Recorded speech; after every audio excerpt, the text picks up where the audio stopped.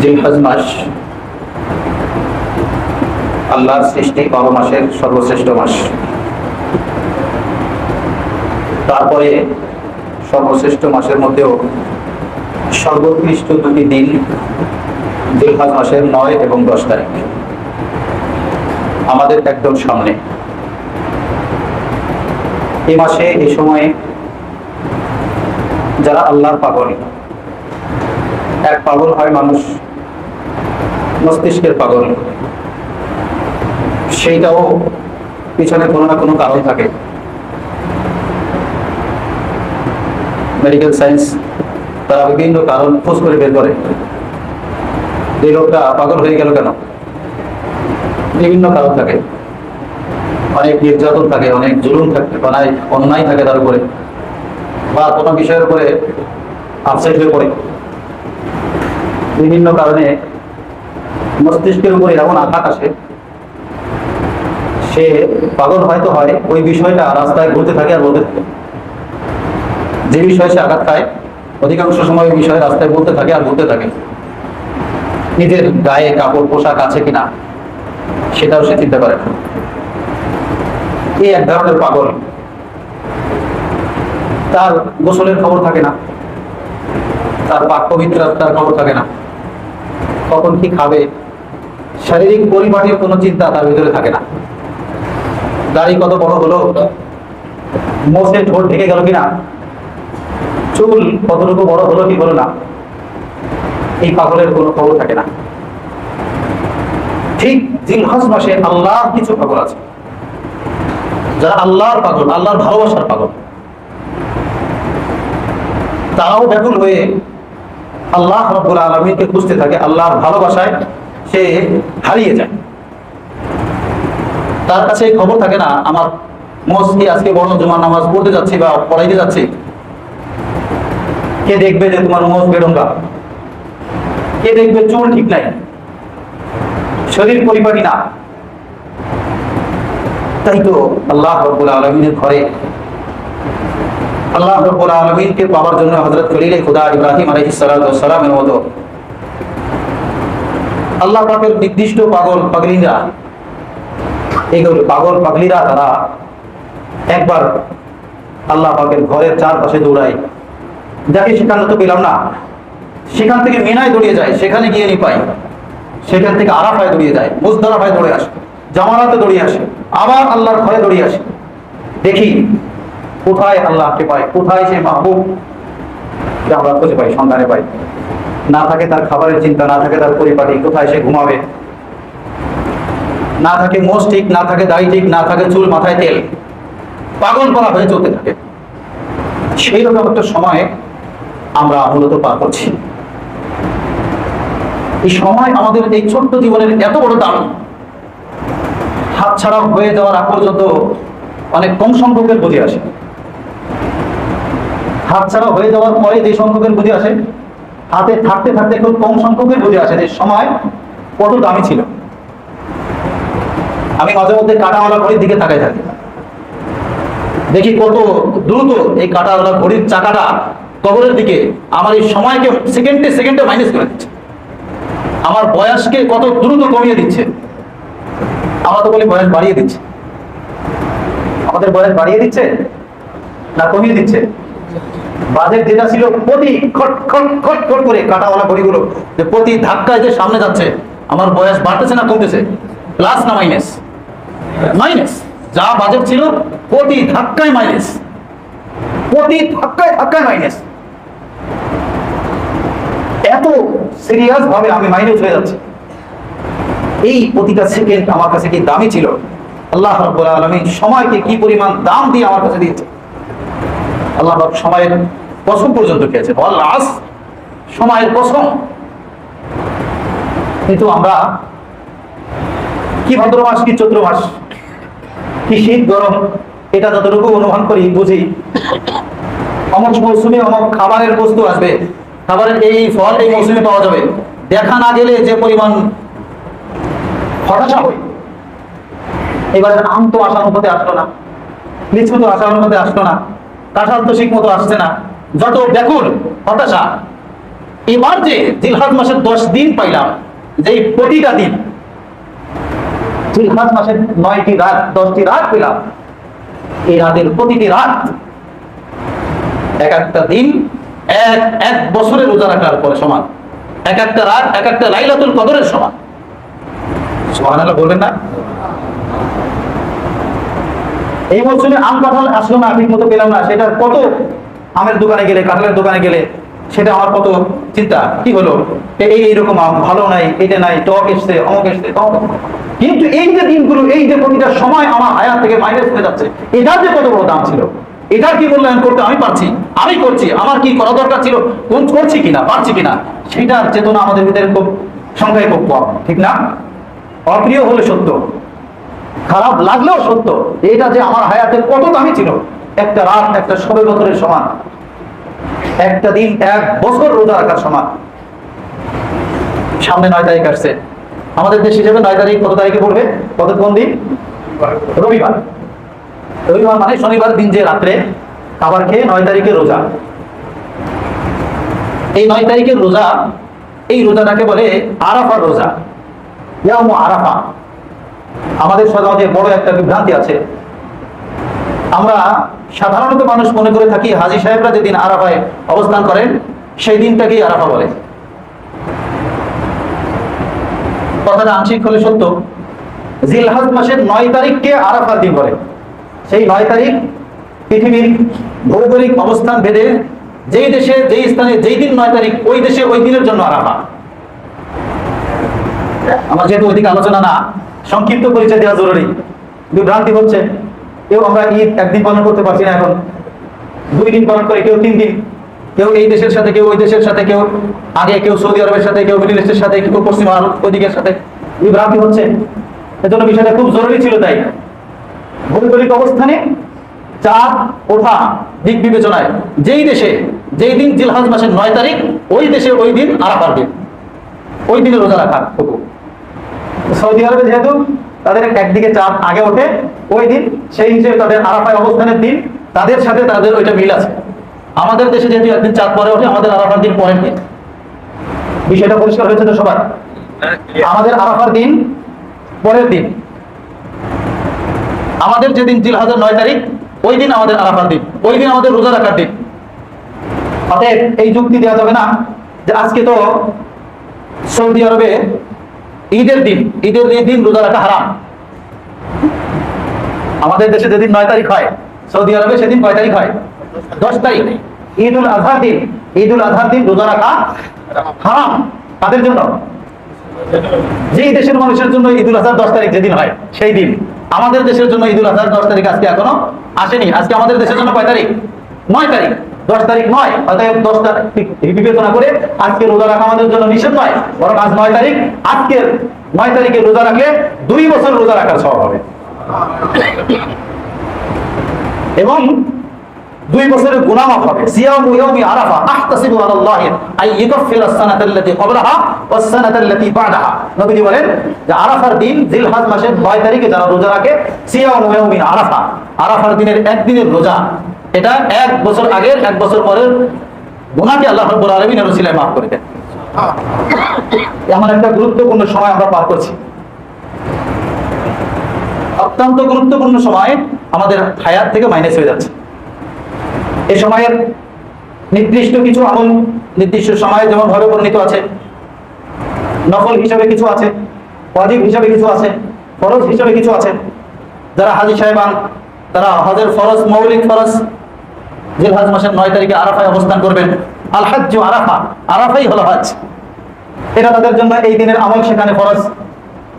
আমাদের জন্য 1 থেকে 10 তারিখ 13 তারিখ পর্যন্ত নির্দিষ্ট কিছু আমল আছে। সেই আমলগুলি নারী পুরুষ উভয়ের জন্য আছে, নারীদের জন্য আছে, পুরুষের জন্য আছে। 1 থেকে 9 তারিখ পর্যন্ত বিশেষভাবে রোজা রাখার আমল হাদিসে বর্ণনা আছে। অন্যান্য আমল সম্পর্কে যদিও সুনির্দিষ্ট বর্ণনা নেই, কিন্তু যে কোনো নেক আমল, জিকির, তাসবিহ, তাহলিল, এগুলি বেশি বেশি যত বেশি করতে পারি, দামি সময়ের প্রত্যেকটা কাজ, প্রত্যেকটা আমলও দামি হয়। কি বলেন? পরীক্ষার হলে অবস্থান করছি, এখন 2টা লাইন লিখতে পারা, সেটা আমার জন্য কি হয়? দামি হয়। সেটা আমার জন্য সফলতার সিঁড়ি হয়। এখন আমি 2টা লাইন খাতায় যত বেশি লিখতে পারবো সেইটা আমার সফলতার সত্য শিখরে ওঠা, এটা সিঁড়ি হবে, যেটা পরীক্ষার হলের বাইরে থাকলে হয় না। কি বলেন? ঠিক সময়ে মূল্য হিসেবে, দামি হিসেবে প্রত্যেকটা সেকেন্ড আমাদের হায়াতে দামি, তারপরেও সুনির্দিষ্ট কিছু সময়, এই 10 দিনের দিন, 10 দিনের রাত, এই 10 দিনের সাদকা করা, দান খায়রাত করা, জিকির আজকার করা, তাসবিহ তাহলিল করা, নেক কাজ করা, বদ কাজ থেকে সর্বোচ্চ বেঁচে থাকা, খারাপ কাজ, গুনাহের কাজ থেকে, এক জাররা পরিমাণ গুনাহের কাজ থেকে বেঁচে থাকা, দিনকে দিন, বছরের পর বছর, এমনকি তামাম মাখলুকাত থেকে শ্রেষ্ঠ। হাদিসে পাকের মধ্যে এসেছে, লাতারকু যাররাতিন মিম্মা নাহাল্লাহু আনহা খায়রুম মিন ইবাদাতিস সাকালাইন। এক জাররা অনুপরিমাণ গুনাহ থেকে বেঁচে থাকা, মিম্মা নাহাল্লাহু আনহা, যে গুনাহ থেকে আল্লাহ বেঁচে থাকবার জন্য নির্দেশ করেছেন, এই গুনাহ থেকে বাঁচো, এমন গুনাহ থেকে বেঁচে থাকা, খায়রুম মিন ইবাদাতিস সাকালাইন, সমস্ত মানুষ, সমস্ত জিনের ইবাদত থেকে শ্রেষ্ঠ। শরহে আমবি একটি হাদিসের কিতাব আছে, এই কিতাবে এই হাদিস উল্লেখ আছে। শরহে আমবি, লাতারকু যাররাতিন খায়রুম মিন ইবাদাতিস সাকালাইন মিম্মা নাহাল্লাহু আনহা।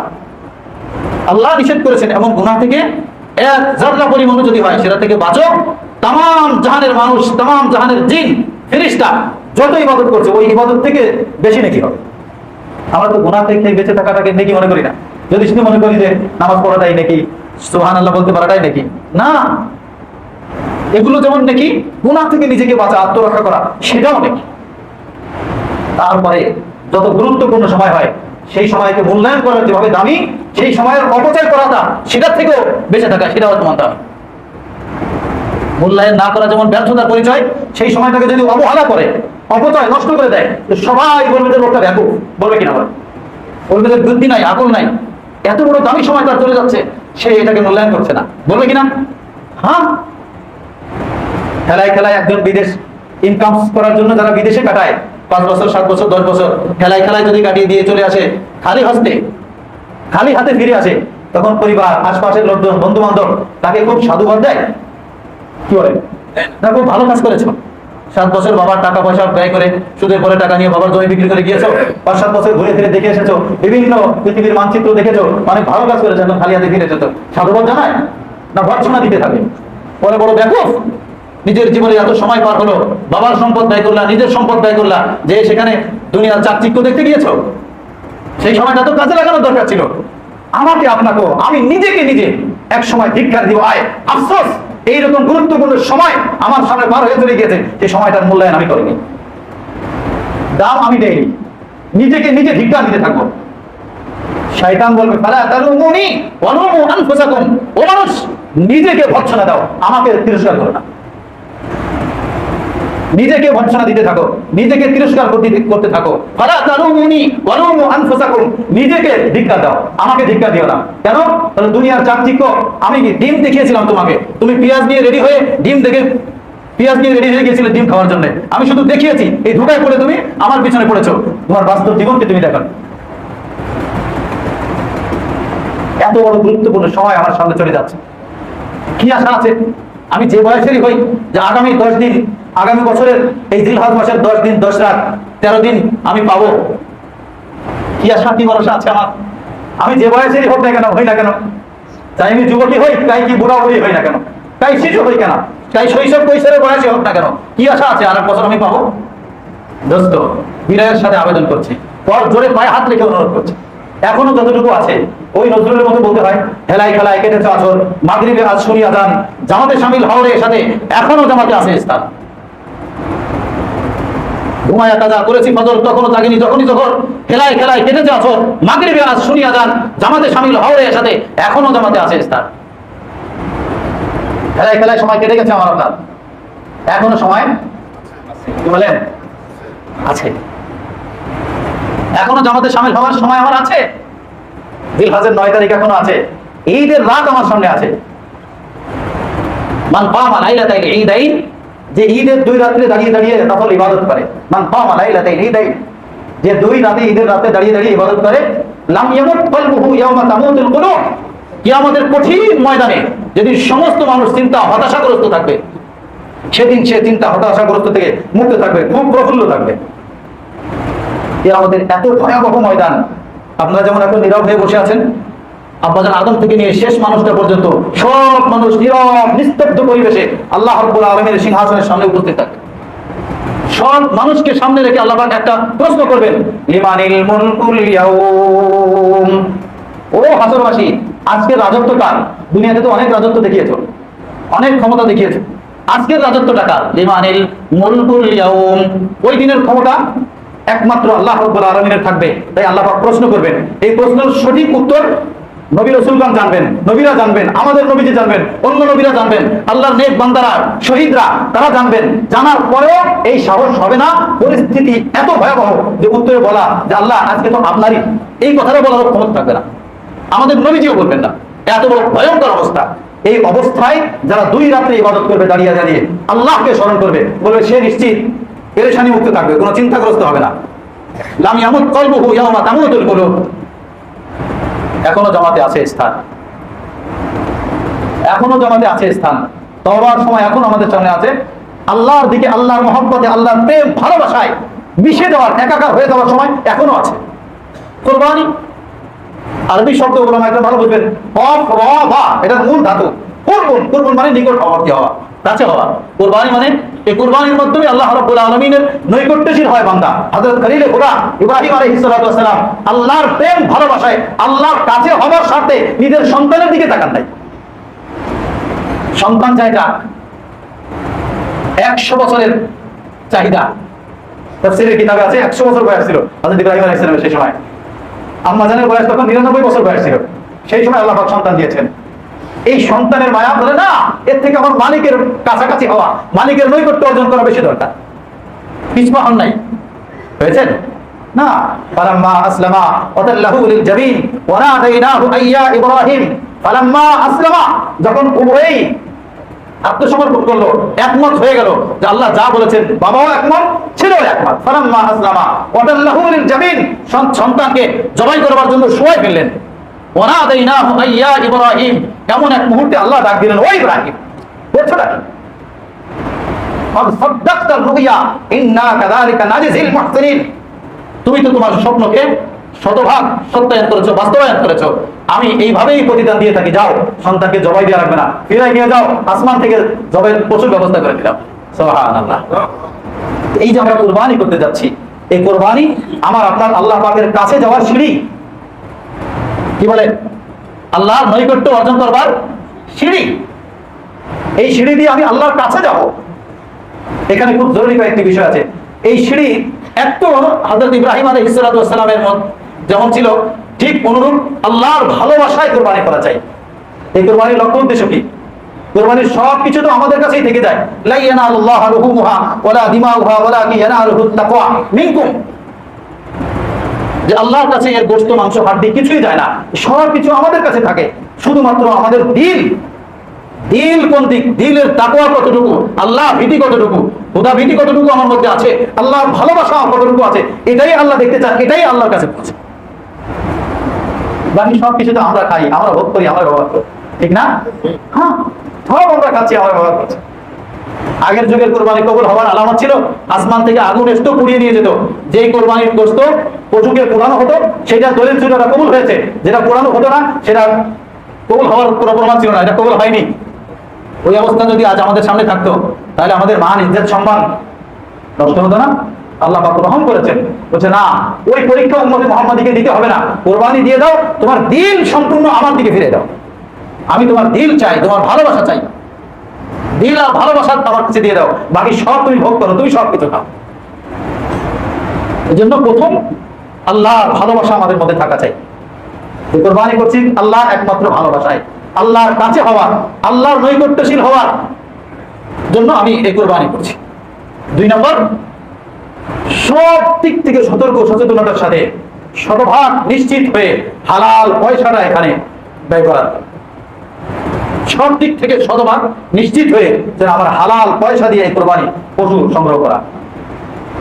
কোন প্রকারের বিন্দু মাত্র যেন সন্দেহ আমার ভিতরে না থাকে। দস্তয়ার মোহাম্মদ, সাবেক আফগানিস্তানের একজন শাসক, তার কামাই রোজগার ইত্যাদি সব কিছু ওনার স্ত্রী ওনার এক সন্তান গর্ভে ধারণ করার সময় পূর্ণ, একদিকে 9 মাস, অন্যদিকে 2 বছর, 24 আর 9 কতদিন হয়? 24 আর 9 33 মাস পর্যন্ত স্বামীর সব উপার্জন, আয় রোজগার ভক্ষণ করা, ব্যবহার করা বন্ধ করে দিয়েছিলেন। ওনার টার্গেট ছিল একজন সুসন্তান চাই, ওনার টার্গেট ছিল একজন সুসন্তান চাই। স্বামীর হাজারো হালাল উপার্জন ছিল, তারপরও সবকিছু বর্জন করে দিয়ে হালাল রুটি খাবারের ব্যবস্থা করেছেন। এরপরে আল্লাহ রাব্বুল আলামিন এক সন্তান তাকে দান করেছেন। দোস্ত ইয়া মুহাম্মদ এই সন্তানকে যুদ্ধে পাঠিয়েছেন। আমি সংক্ষিপ্ত করার জন্য কাটা বলছি একদম। যুদ্ধে পাঠিয়েছেন, সেখান থেকে সংবাদ এসেছে, গোয়েন্দা বাহিনী বলেছে যে আপনার সন্তান পরাজিত হয়েছে, শত্রু আপনার রাষ্ট্রের উপর হামলা করছে। দোস্ত ইয়া মুহাম্মদ হায়রান। বিবি বললেন হয়রানের কারণ কি? বলে গোয়েন্দা বাহিনী সংবাদ দিয়েছে, তারা বলেছে আমার সন্তান পরাজিত হয়েছে, শত্রু আক্রমণ করছে।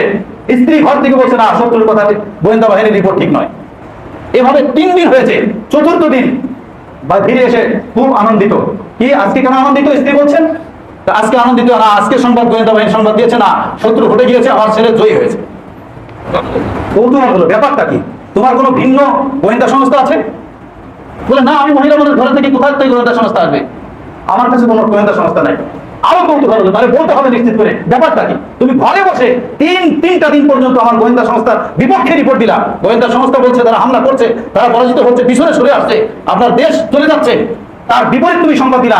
আজকে সংবাদ দিয়ে আসলাম বিপরীত, তুমি খুশি হইলা, বিষয়টা কি? বলে হ্যাঁ একটা বিষয় আছে। তখন বলেছে এই সন্তান যেদিন আমার পেটে এসেছে সেই দিন থেকে নিয়ে 9 মাস পর্যন্ত পেটে ধারণ করেছি, আপনার কোনো প্রকারের খাবার খাইনি, আপনার হাজারো হালাল খাবার থাকার পরেও 2 মাস পর্যন্ত সন্তানকে বুকের দুধ খেয়েছি, কোনো একদিন স্তন তার মুখে বিসমিল্লাহ না বলে, ওযু না করে বিসমিল্লাহ না বলে তার মুখে দুধের স্তন তাকে দেয়। এই সন্তান যুদ্ধের ময়দান থেকে পিছন ফিরে চলে আসবে, এটা কখনো হতে পারে না। যদি বলতেন আপনার গোয়েন্দা সংস্থা এই সিদ্ধান্ত দিত যে সন্তান শাহাদাত বরণ করছে, সেটা বলতাম সঠিক। পিঠ দিয়ে চলে আসবে দুশমনের কাছ থেকে এই সন্তান, এটা হতে পারে না। এটাই আমার সবচেয়ে বড় দলিল। দোস্ত এটার নাম হালাল রিজিক। দোস্ত এটার নাম হালাল রিজিক। আমি আপনি এই যে কোরবানি দিয়ে আল্লাহর নৈকট্য হবো, ইব্রাহিমের মতো আমাকে খলিল বলে ডাকবে। খলিল মানে অন্তরঙ্গ বন্ধু। খলিলে খোদা মানে আল্লাহর অন্তরঙ্গ বন্ধু ইব্রাহিম। এই যে আমরা আল্লাহর অন্তরঙ্গ বন্ধু হতে চাই, নৈকট্যশীল হতে চাই কোরবানির মাধ্যমে। কোরবানি আমাদের সিঁড়ি। এজন্য 1 নম্বর একমাত্র ইখলাস, খালেস দিনে আল্লাহ রাব্বুল আলামিনের নৈকট্যতা অর্জন করার জন্য কোরবানি করা। সব দিক থেকে শতভাগ নিশ্চিত হয়ে হালাল পয়সা দিয়ে কিনে আনা। 3 নম্বর,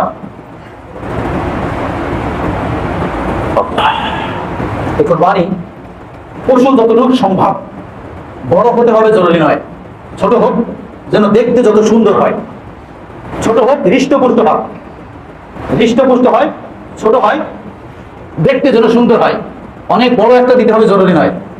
সাম্মিনু যাহায়াতুম, হাদিসে পাকের মধ্যে এসেছে তোমরা তোমাদের কোরবানির পশুকে হৃষ্টপুষ্ট বলিষ্ঠ করো। ফাইন্নাহু আলা সিরাতি মাতায়াকুম, কেননা সিরাত, ফুল সিরাত তোমাকে এই ঘাড়ে করে নিয়ে তোমাকে পার হবে। এর উপরে ভর করে এর উপরে সওয়ার হয়ে ফুল সিরাত তুমি পার হবে। এইভাবে তুমি প্রস্তুত করো নিজের সারা বছর, এটাকে লালন পালন করে হৃষ্টপুষ্ট করো। আমরা শহরের মানুষ, সেটা হয় না, এটা আমাদের দুর্বলতা, পরিবেশের দুর্বলতা, সেটা ভিন্ন কথা। কিন্তু ক্রয় করে আনার সময় এটা যেন মাথায় থাকে, ছোট হোক বড় হোক, ছোট হলে কোনো অসুবিধা নাই। কারি ইব্রাহিম সাহেব রহমতুল্লাহ আলাইহি উজানির ময়দানে শুয়ে আছেন। উনি এক জায়গায় দাওয়াত খেতে গেছেন, উনি ঘোড়ায় চড়তেন, ওনার ঘোড়াটাও ছোট ছিল। উনি ব্যক্তি হিসেবে মানুষের বডি ফিগার, বডি সাইজটাও ছোট ছিল, ওজন হালকা ছিল। তো দাওয়াত খেতে গিয়েছেন, যে বাড়িতে দাওয়াত খেতে গিয়েছেন সেখানে উনি ঘোড়া নিয়ে যান নাই। উনি পেরেশানি হচ্ছেন যে আমি বাড়িতে ফিরবেন কি করে। সাহেবে দাওয়াত বলতেছেন হুজুর আমার হৃষ্টপুষ্ট ঘোড়া আছে, আপনার ঘোড়া থেকে আমরা বলতে চাই কেমন যেন আপনার ঘোড়া থেকে আরো বড় সড়ো অনেক শক্তিশালী ঘোড়া আছে, আপনাকে নিয়ে আগায় দিয়ে আসবে। কারি ইব্রাহিম সাহেব রহমতুল্লাহ বলছেন না, হবে না। শেষমেশ সাহেবে দাওয়াত বলছেন না হুজুর হবে ইনশাআল্লাহ। বলে হবে, তাহলে দেখাও, ঠিক আছে। খানা দানা শেষ হলো, কারি ইব্রাহিম সাহেব রহমতুল্লাহ আলাইহি মাদ্রাসায় নিয়ে আসবেন, বাড়িতে নিয়ে আসবেন। যে ঘোড়াটাই উঠাচ্ছেন সেই ঘোড়াটা কারি ইব্রাহিম সাহেব যে ঘোড়ায় চড়তেন ওই ঘোড়া থেকে আরো বড়, আরো হৃষ্টপুষ্ট বলিষ্ঠ। কিন্তু কারি ইব্রাহিম সাহেব উঠে বসছেন, সাথে সাথে ঘোড়া বসে পড়ছে। এভাবে কয়েকবার হয়েছে, কারি ইব্রাহিম সাহেব উঠে বসছেন, ঘোড়া বসে পড়ছেন। মানুষটাও ছোট কিন্তু ঘোড়াও হৃষ্টপুষ্ট বড়, পারছেন না বহন করতে। সবকিছু ধারণ ক্ষমতা সবার সমান হয় না। শুধু বড় হইলেই আমাকে দ্রুত ফুলসিরাত পার করে দিবে এমন নয়। আমার ইখলাস, আমার একনিষ্ঠতা, আমার তাকওয়া, আমার পরহেজগারি, আমার হালাল উপার্জন, আমার হালাল রিজিক, আমি আল্লাহর সাথে আমার দ্বীনের কানেকশন কতটুকু আছে, প্রেম ভালোবাসা মহব্বত কতটুকু আছে। যদি আমার ঘোড়া, আমার গরু, আমার উট, আমার ছাগলও যদি হয়, আমার পশু যদি ছোট হয়, তাহলেও সেটা আমাকে উদ্ধার করতে পারবে। তবে হৃষ্টপুষ্ট হওয়া চাই। সাম্মিনু যাহায়াকুম ফাইন্নাহু আলা সিরাতি মাতায়াকুম। হৃষ্টপুষ্ট হওয়া চাই। কুরবানির দিনের কিছু আমল, সুন্নাত কিছু আমল আছে। খুব ভোর থেকে ওঠা, ভোরে ভোরে ওঠা, ফজরের নামাজ সবাই জামাতে পড়া, মেসওয়াক করা, গোসল করে কুরবানির ঈদের জামাতে আসা, সম্ভব হইলে ঈদগাহে পড়া, ঢাকা শহরে সম্ভব হয় না মসজিদে আসা, এক রাস্তা দিয়ে আসা, অন্য রাস্তা দিয়ে যাওয়া, ঈদুল আজহায় তাকবীর বলতে বলতে আসা, আত্মীয় স্বজনের খোঁজ সংবাদ খবর নেওয়া, ইত্যাদি ইত্যাদি আমলগুলো আমরা করার চেষ্টা করি। কুরবানির দিনে পশু জবাইয়ের ব্যাপারটা খুব সচেতনতার সাথে যেন খুব ভালো মতো জবাই হয়। 3টা রব জবাই হওয়া খুব জরুরি, কমপক্ষে মিনিমাম 2টা। এটা শুধু কুরবানির সময় নয়, আপনারা যখন মুরগির দোকানে মুরগি কিনতে যান, সেখানেও স্বতন্ত্রভাবে প্রত্যেক মুরগির দোকানদারকে সামনে দাঁড়িয়ে থাকবেন, বলে দিবেন। শুধু বরাবর নয়, তারা কিন্তু কোন রকম একটু এই এক পোস্ট দিছে, রক্ত একটু বের হয়েছে, গ্রামের ভিতরে রেখে দেয়, রেখে দেয় না। এই যে মুরগি ক্রয় করে আনেন, 3টা রক কাটা পশুর জন্য খুব জরুরি। এই মাঝখানে একটা খাদ্যনালী, এরপরে এই 2 পাশে 2টা রক থাকে। এই 3টা রক কাটা জরুরি, কমপক্ষে মিনিমাম খাদ্যনালী সহ, হয় ডান পাশের বা বাম পাশের কোনো একটা অবশ্যই কাটা দিতে হবে। শুধু খাদ্যনালীতে একটু পোষ দিল, রক্ত বেড়ে গেল, গ্রামের ভিতরে ফেলে দিল, ছটফট ছটফট করতে করে রুক্ত চলে গেল, এই মুরগি খাওয়া আমার আপনার জন্য বৈধ নয়। কুরবানির ক্ষেত্রে ওই বিষয়টা খুব নিশ্চিত করা চাই, যারা জবাই করবেন খেয়াল করা চাই। আপনি গার্জিয়ান হিসেবে সামনে থাকবেন, তাদেরকে মনে করে দিবেন, সতর্ক থাকবেন। আর একটা বিষয় সবচেয়ে জরুরি যেটা, সেটা হলো কুরবানি কার নামে হবে। আপনারা যে আমরা কোরবানি করতে গেলে 7 জন 8 জন 7 জন 14 জন 3 জন লিস্ট নিয়ে আসেন, হুজুর এদের এদের নামে হবে।